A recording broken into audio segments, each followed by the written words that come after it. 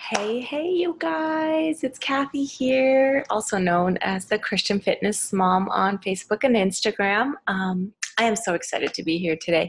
I have been putting so much thought, prayer, and work into this call um, that I'm so excited that it's finally all come together and I am able to share it now. So I hope that this is the first of many of these types of calls because I have a real passion for being organized and setting goals and just kind of going after what I feel um, God has put in my heart, just to be more intentional with my days, more intentional with my life. So I wanted to share that with you because I know that there are so many other women out there who kind of feel the same way. So putting God first, faith-fueled goal setting for 2019. So let's get started.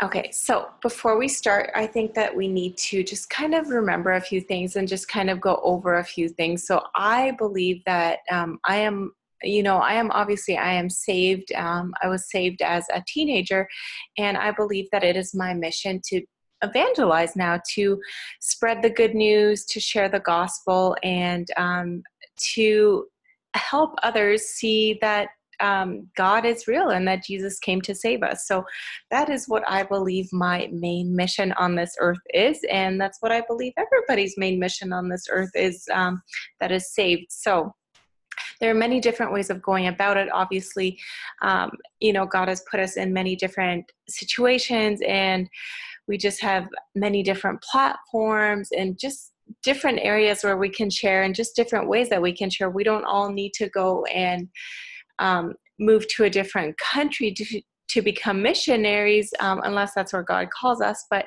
I believe that God can use us exactly where we are. We just need to be willing to do that. So oftentimes we just need a little bit of direction. So why are we here on this earth? Ephesians 2:10 says, "For we are his workmanship, created in Christ Jesus for good works, which God prepared beforehand that we should walk in them." So we are his workmanship, and we should walk in good works, the good works that God has prepared beforehand. Isaiah 43:21, "The people whom I formed for myself, that they might declare my praise." So just like I said, God has created us for himself, and we are here to declare his praise. Matthew 5:16, "In the same way, let your light shine before others, so that they may see your good works and give glory to your Father who is in heaven." I love just being able to let that light shine. Sometimes it's hard. It's difficult to kind of share some of the things that maybe have been a little bit more difficult, but God has brought us through them, and we have, I believe we have a responsibility to share that with others. Galatians 6:9, "And let us not grow weary of doing good, for in due season we will reap if we do not give up." We are here to do good, and I believe that is all of us. We're here to do good, obviously. And if you're on this call, I know that you have a heart to serve, and you also want to do good. So number two, I have to kind of admit, for a long time, for years, I was out there looking for my purpose. And maybe it sounds kind of silly, but I was out there searching for the perfect thing that God wanted me to do, the perfect place where he wanted me. And it's kind of funny because I always felt like, there's got to be like this one thing. Society tells us that people out there are able to find jobs where they're 100% happy. They love what they do. They can't wait to get back to work every day. But I think that is a very, very small percentage. But that was kind of what I felt like I needed. I needed exactly the perfect thing for me. But just recently, probably in the last few months, actually, I have just realized that I am exactly where God wants me right now. I am living my purpose in this life. I am doing what God has called me to do. And maybe, obviously, most days I'm not doing it at full capacity because I fall short all the time. But I believe that we need to serve exactly where we are, no matter what job you are at, no matter where you are in your stage of life. if you're a mother and a wife, that is your first and most important mission. God has called us to be moms, and that is a huge responsibility. And I believe that is our very most important mission, and we need to do it well. We need to serve our family with our whole heart, and don't just leave the leftovers for them. Somebody, I don't know if I think I was talking to somebody, this was years ago, but somebody just kind of mentioned this thing, and it just really spoke to me. And she said, it's so easy to serve others well and to put on a great face for others and to just, smile and all this. And then we come home and we're so exhausted that our family gets just whatever is left over. And usually it's not very good. So we need to see our family as that very first mission field that we're on, and we need to try to give them the best that we have. Obviously, that's not going to be every day, but I believe it's important to keep that in the back of our minds, that our family has to come first. Let go of perfection. No one is perfect. And the moment you try to do things perfectly, you will realize that you can't measure up and you will instantly fail. You don't need the perfect planner or perfect timing or perfect goals or even perfect handwriting to just start. Use what you have and start. God will use you where you are. Allow your story and your triumphs to speak to others.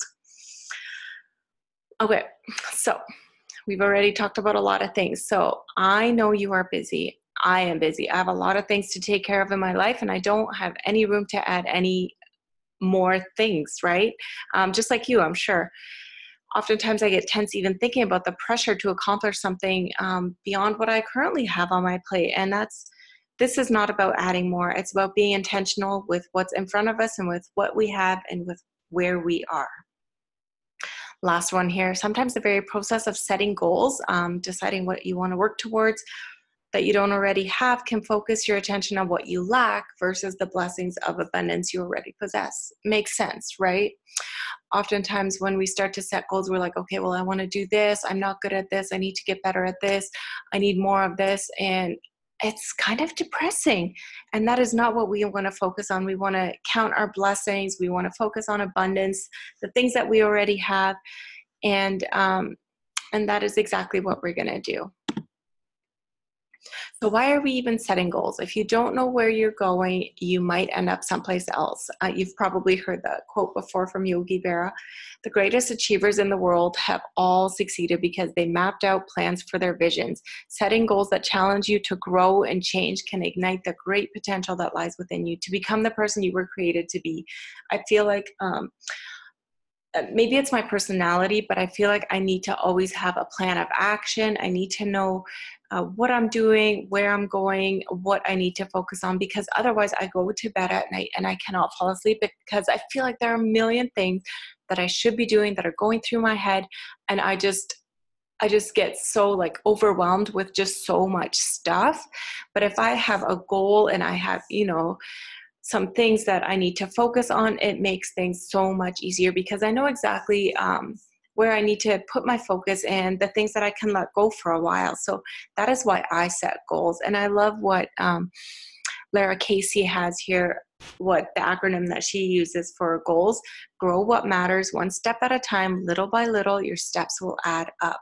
I really love that because this is not about achieving, huge major goals. Maybe it is, maybe we will achieve some of them, but it's more about taking the small action steps to achieve the things that are important to us. So we are going to start with a year in review. We're going to review last year. So this might be a little difficult for you, but I promise you, I think it's very important to do that because we need to see where we're coming from, need to see some amazing things that happened last year. Oftentimes we kind of forget when hardships come, we kind of forget our blessings and we kind of forget, the things that actually were really good last year.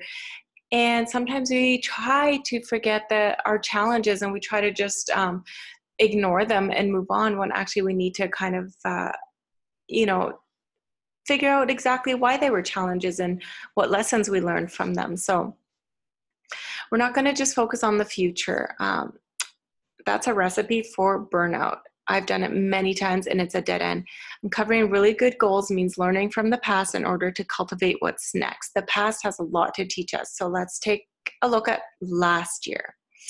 What were your successes and where did you come short? What worked and what didn't? Which were good decisions and which were bad ones? It's important to learn these lessons and reflect on them, or you will likely repeat them, right? Okay, so I'm actually going to be sending this to you. So make sure that you leave your email below this video. If I see an email from you, I will be sending you this PowerPoint presentation that you can just print out. It'll just be like on regular 8.5 by 11 paper, whatever the regular paper size is. It's just a PDF document. So I want you to print this out and I want you to take actual time to fill it out. I did this and it was actually really eye-opening. So your year in review, 10 great things that happened last year. And I really, really love focusing on this first because it made me really count my blessings. So a few of my things last year were Nolan, our third baby, was born actually January 8th. So right in the beginning of the year, we started off with a new baby. And then what wasn't great was 2 days after that, my mom called and said that she was diagnosed with breast cancer. But after much treatment and things, she's now cancer-free. So that was an amazing thing that happened last year. And I also got to go see her. She lives across the country. We hadn't planned to go see her at all because, with a new baby and just with the cost of flights, it really wasn't in our plans. But I did get to see her, so that was an amazing thing. And some lessons that I learned from last year. One of my main lessons was don't take your relationships, your family, your life for granted. Going back to my mom again. One day she's totally fine, or well, maybe not fine, but one day, you think that she's, everybody's doing okay. And the next day she calls with something really life-changing that could potentially have gone very, very bad. So don't take your relationships for granted. That was one of my huge lessons that I learned from last year. So make sure that you fill this out. Here's some more questions to focus on. I really love these as well because it really made me think, what was your biggest triumph last year?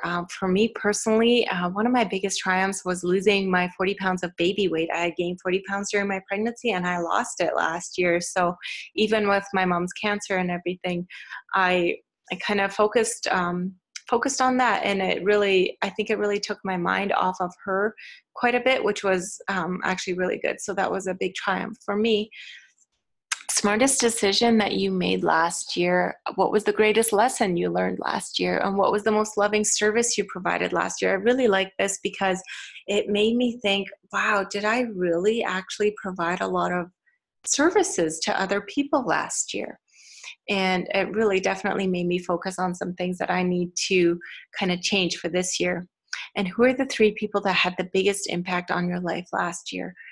What brought you the most joy last year? And when did you feel closest to God last year? Anytime I worried, feared, or gave in to stress, it was because I forgot that God is God and He has done countless miraculous things in my life, just like He did with my mom. Ask God to help you let go of the hard things, learn from them, and move forward in His timing. Some encouragement to get your mind refreshed. So here's some Bible verses that I want you to read, and just make sure that you really soak them in. Okay, so let's start about actual goal setting goals that actually matter. I'm sure you've heard of SMART goals, right? SMART goals stand for specific, measurable, achievable, relevant, and time-bound goals. So they say that if we set goals that are specific, we know exactly what the goal is, it's measurable, you can achieve it, it's relevant, so it's important to you, and it's time-bound, we have the success rate for achieving these goals is a lot bigger. But I think that there's something kind of big missing because I've set SMART goals many times and I've failed many times.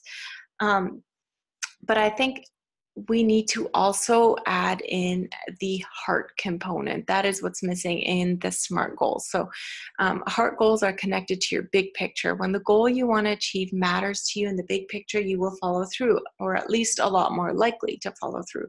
No matter how many times you mess up along the way, you'll get back up because your heart is in it. How perfectly you get there doesn't matter as much as why. The heart behind your goal is what keeps you from jumping ship at the first sign of imperfection. That is a big thing. First sign of imperfection, right? How often do you feel like, for example, if you're on a healthy eating journey, then all of a sudden, you have a really bad weekend of binging or something like that. And you're like, oh, well, I'm not perfect. I can't do it. I'm going to give up completely instead of starting over again, right? So we don't want to jump ship at the first sign of imperfection. We want to continue on. We want to keep taking steps forward. So here's an example of a SMART goal. Organize my pantry next Tuesday. So obviously it's specific, it's measurable, it's achievable. It's a SMART goal, right? Here is the heartfelt part of it. Organize my pantry so that the ingredients I need to make healthy meals are at my fingertips because I want to start every day with more energy. That's much better, right? Gives you a reason to set this goal. It's not just, I want to do this, another thing to do. He who has a why to live for can bear almost any how. That's Friedrich Nietzsche. I don't know. I'm sure I butchered that name. We can't do it all and do it well, but we can choose to cultivate what matters. Goals don't have to be shiny and big to be powerful.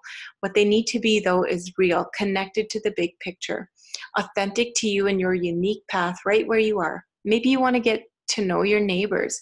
Knowing your neighbors could be a great local support system, a great ministry opportunity, and of course, they're good for the odd cup of sugar.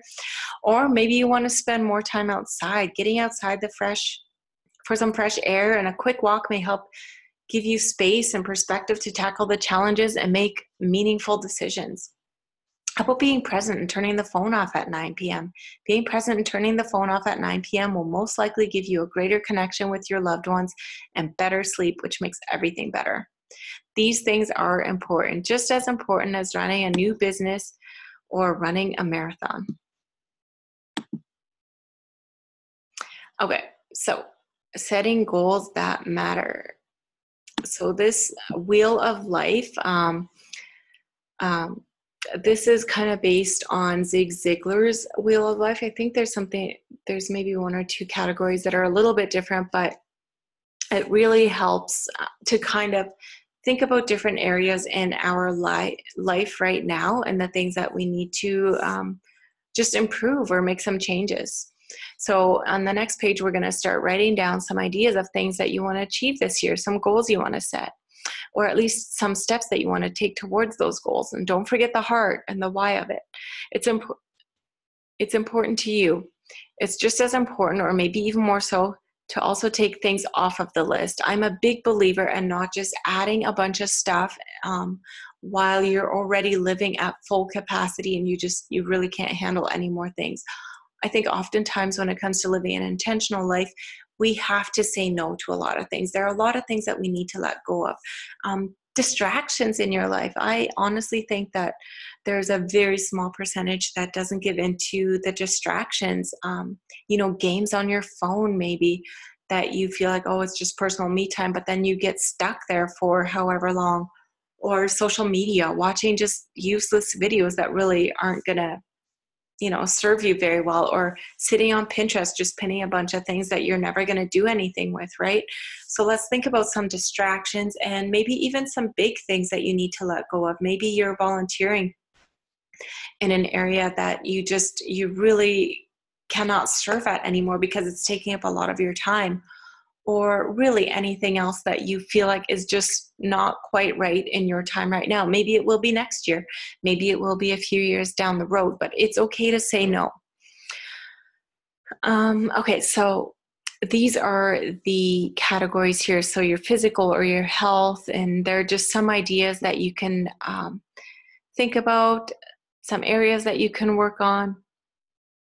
Financial, business, lifestyle, mental, spiritual, family, and relationships. So keep these categories in mind as you start jotting down some ideas on the next page.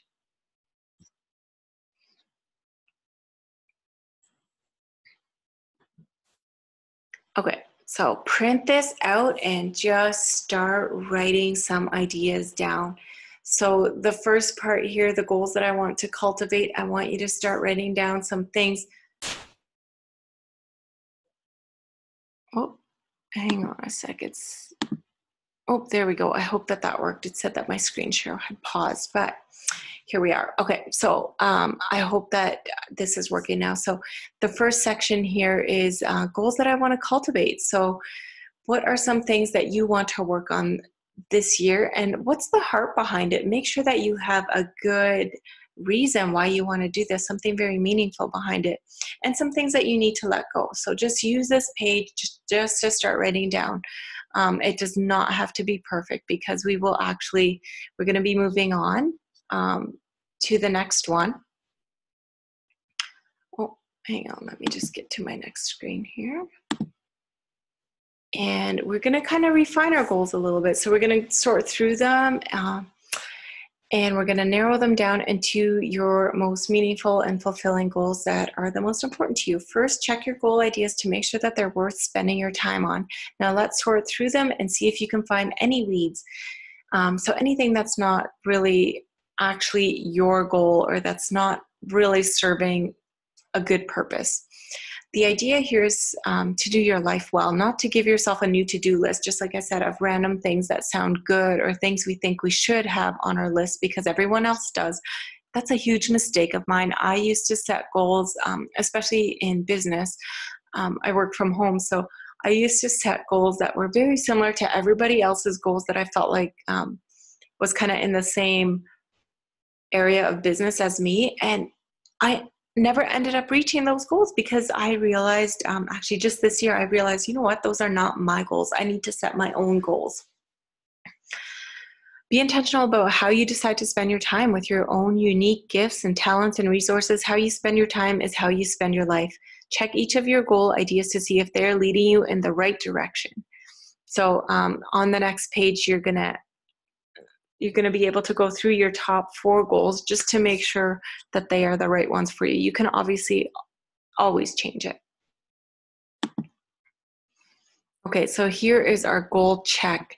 The essential questions that you need to ask yourself for each goal, just to make sure that that is the goal that you want to work towards. If you decide that one of these goals that you actually had on your top 4 lists is not a goal that maybe is going to serve its purpose well, you can always change it to a new goal. So make sure that you print this out and you write in what your goals are, and then you check off all the things that apply. Now that we have our top 3 to 4 goals listed, let's figure out some action steps to reach those goals. So the next page is you're going to write the goal and whatever words you have. It doesn't have to be anything perfect, so just write your goal out. And your why. Why, what's the heart of it? Why does this goal matter to you in the big picture? The positive effect taking action on this goal may have on my life or others. Think of the biggest possibilities here, the positive impact this goal could have. Even if your goal feels small, write out the big possibilities. Break it down into mini goals. Every big picture goal is made up of a bunch of mini goals. Over the course of the next year, what mini goals could you work on that will help you achieve or make progress on your big goal? Starting steps and when you'll do them. Sometimes the hardest part is getting started. Yeah, that's for me. Write out a few very small action steps that you can take right now that will help you to get there. And then make sure that you do them. Also add a date to each to keep you accountable. Encouraging words. Give yourself a strong pep talk, encouraging words or a Bible verse to go with each goal. And then how will you celebrate the end of 2019? Give yourself something to look forward to when you reach your goals. Okay, so here is my first goal. So pay off our debt, grow a faithful life over a comfortable life. Okay, so paying off our debt. We have lived in debt for a long time. I mean, we're not really struggling or anything, but it's just been something that we've always kind of had in our life. I think it's kind of just based on how we grew up and not really having any kind of direction as to how to manage our money. We're just kind of figuring it out now, when we should have done it years ago when we first got married. But anyhow, so we want to pay off our debt this year. Why? Well, we want to be good stewards with God's money. This is God's money, and we want to make sure that we use it properly. Living in debt is not good stewardship. Paying interest, paying the banks is not good stewardship. The positive effect taking action on this goal may have on my life and others, this could completely change our direction, our legacy. This will, Lord willing, help us know and live for Him more.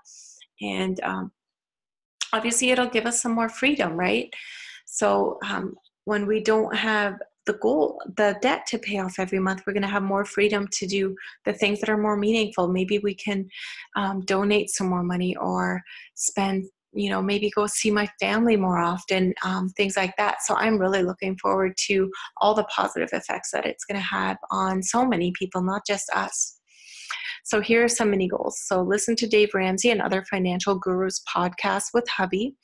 Come up with a budget together. So we've done that. I'm really glad. And we're actually using it.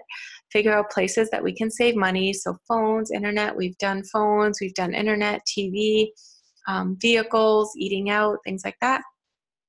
Create a financial plan for 2019. So we've kind of figured out exactly what we want to put into savings and how much we need to pay off every month and how we're going to do that. 3 starting steps and when we'll do them. So listen to Dave Ramsey's Financial Peace book together. We started that in December.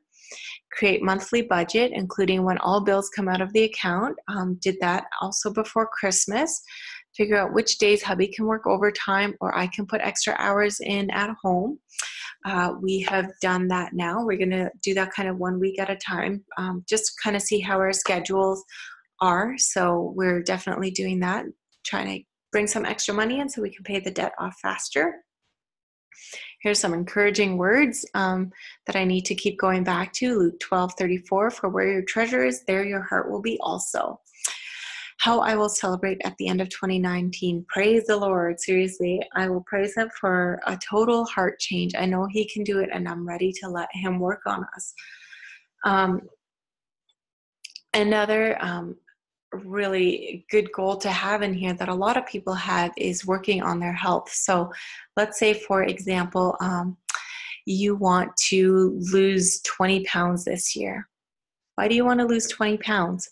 Well, because it's going to give you more energy and you're going to be able to fit back into your skinny jeans that maybe have been on the bottom of your closet for the last, 3 or 4 years. And you're going to gain a lot of confidence.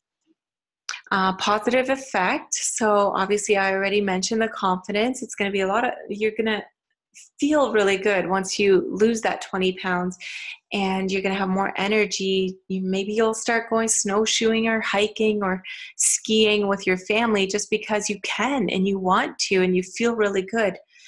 Your kids, imagine that if my kids are always asking us to come out and play and do things with them and they just love it. Imagine being able to start doing that with your kids. They will really, really love it. So come up with some mini goals. Maybe the gym hasn't worked for you in the past, so maybe you need to come up with a different way of doing your workouts. Start researching that. How about eating healthy? What are some things that you could do to start eating healthy now?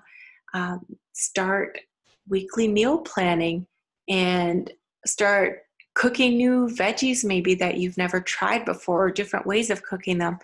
Maybe you need to actually get a slow cooker or an Instant Pot so that making your meals every day is actually a lot easier.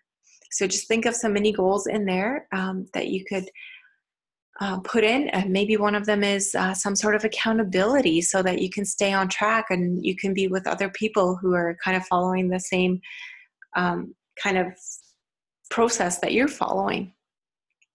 And then start your action steps. Like you need to start doing something right now. So first step is throw out the junk that's in the pantry. Second step is start meal planning for the week. And then maybe a third step is look at some workouts that you want to start doing and when you can schedule them into your days. Which days of the week do you have more time where you can get good workouts in? And then look up some encouraging words and then think about ways that you want to celebrate at the if I lost 20 pounds, I lost my 40 pounds last year, but when I lost my 20 pounds, like I felt amazing. And I went shopping. I bought myself some new skinny jeans, and I'm a jeans girl, if you can't tell. I was so excited to go shopping and get rid of all the maternity clothes and just clean out the closet. That was a huge celebration for me. Okay. So here are your sheets to do exactly that, what we just talked about. So there are 4 of them here. Go 1, 2, 3, and 4. So print those out and go through those. Now here we are at the end. So final thoughts, support. Most of us fail at reaching the goals that we set because we're trying to go it alone. There's zero accountability and no support system. This is especially true when you're trying to start living healthier, you're losing weight. I used to do this all the time. When my husband and I when we first got married, we both joined a gym membership we both joined a gym. We got a gym membership for, I don't know, the first couple of years every January, because they always had a good deal on with gym memberships. And then we're like, okay, this year we're going to do it. So January would start and we would do pretty good. But it would not be long until our workouts started tapering off. And the funny thing is, I didn't know anything about eating healthy at the time.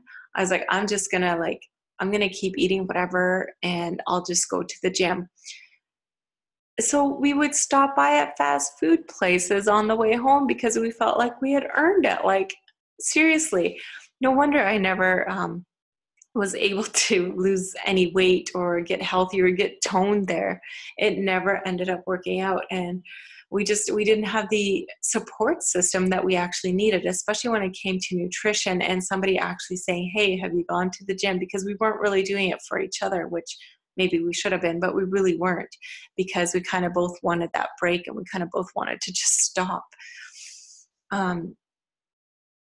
The gym just wasn't the right place for me, and it really is not the right place for me with 3 kids. Packing up myself, I live in Alberta. It is winter here, like at least 6 months out of the year. We have snow on the ground. I already pack my kids up enough to take them to school and back. I'm not going to do it to go to the gym yet too, especially with my little guy, nappy and stuff in between. I wouldn't have time. I would never do it, honestly. So I work out at home, and the accountability system that I have, I run these faith and fitness boot camps for busy moms online every month. And that is honestly what helped to keep me on track for losing the 40 pounds that I did last year, the 40 pounds of baby weight.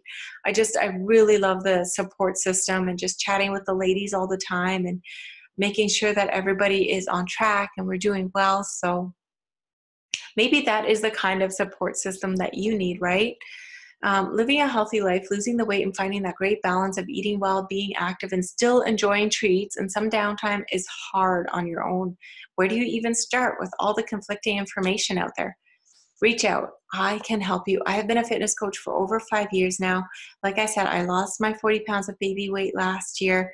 I followed a great nutrition program.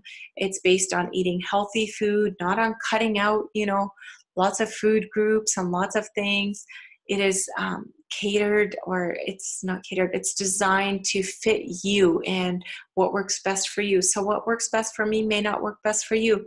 But the program, the way it's designed, is you figure out, and I help you figure out exactly what works best for you so that you can create an actual lifestyle that you can follow.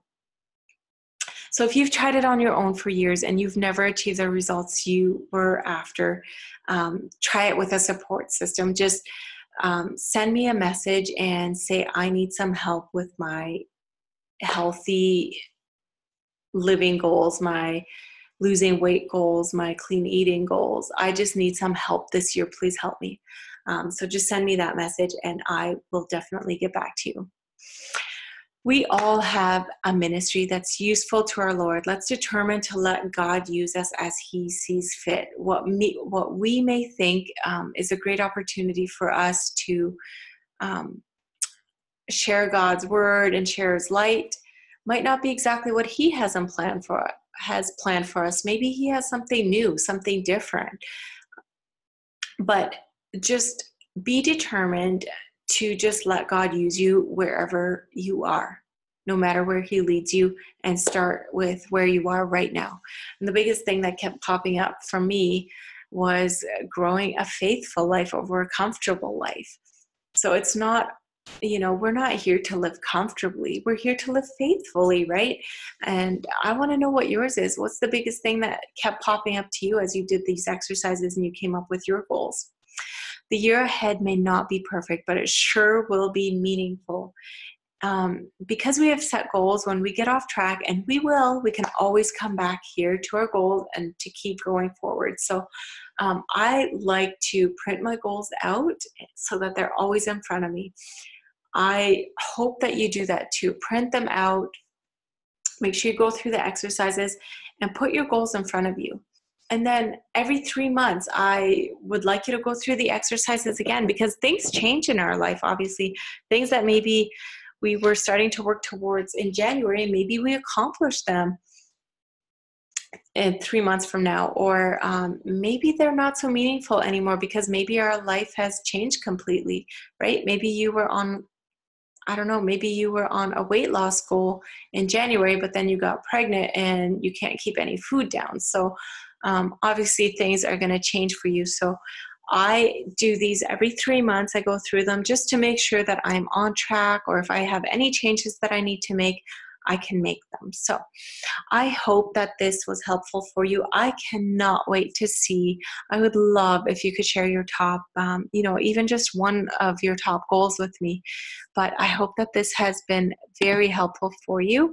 And make sure that you leave your email, because I will send you these PDF documents so you can print them out and go through these exercises on your own.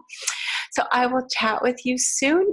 Any questions, make sure that you comment below or just send me a message.